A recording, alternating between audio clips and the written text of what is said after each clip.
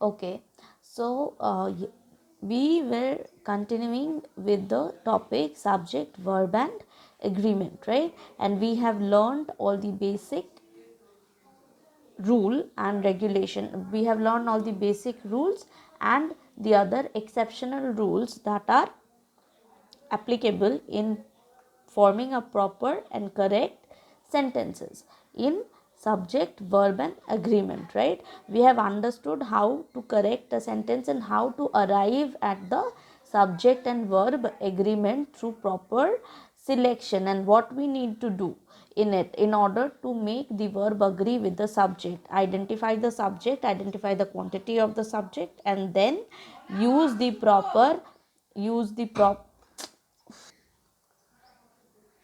Okay, so we were doing the subject, verb, and agreement, right? Okay, after understanding of the basic rule, we we will be shifting to the leftover all the other 6 rules we have done till rule number 5. What were the exceptions, right? Let's go through it once again, right? So the basic rule is singular subject, singular auxiliary verb, and plural subject, then plural auxiliary verb. And there are some subject that always takes the singular verb. So for example, someone, everyone, and others. And there is rule number 3, that the words like the some, any, and all, they may be singular or plural depending upon the use of it. We did all this. So I hope you remembered this rule number 4 also. Until here we have done, right? So there and here are not considered as subjects. Any sentence that starts with there and here has the subject on the later half of the sentence. Okay.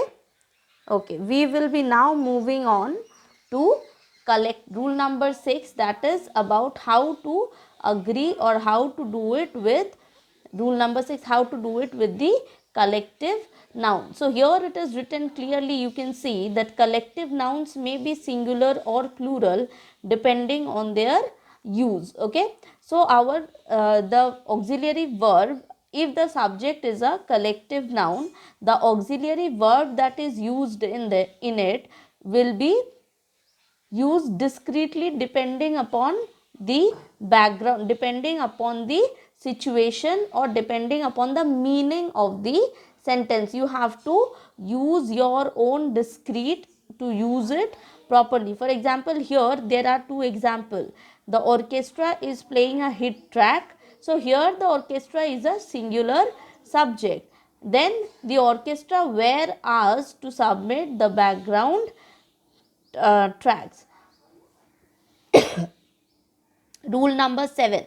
So rule number 7 is doesn't is a contraction of does not, okay, and is used with singular subject. Rule number 7 is what?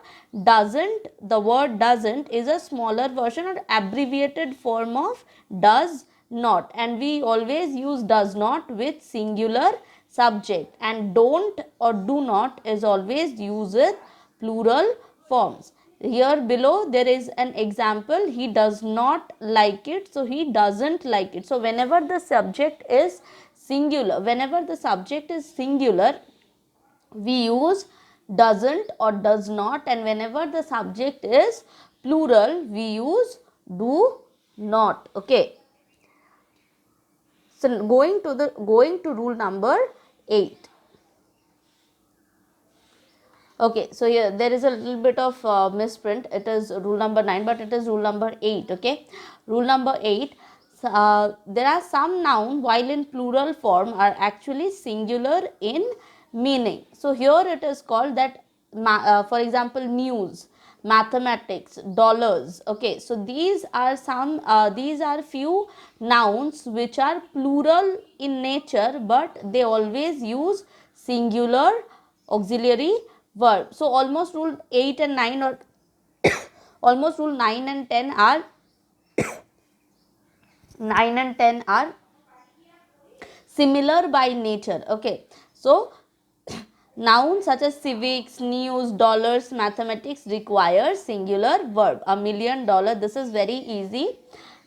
You don't need much explanation in this. All the rules of the, so basically these are all the rules of subject, verb and agreement. Okay, so there is no mandatory, there is all the rules of the subject, verb and agreement. You don't need to memorize it, just understand what it is about, and there are some things that you need to understand and remember, because these are the rules, right? The subject verb agreement is almost like, you have to understand or memorize, you have to understand the formula of mathematics. It's almost like that.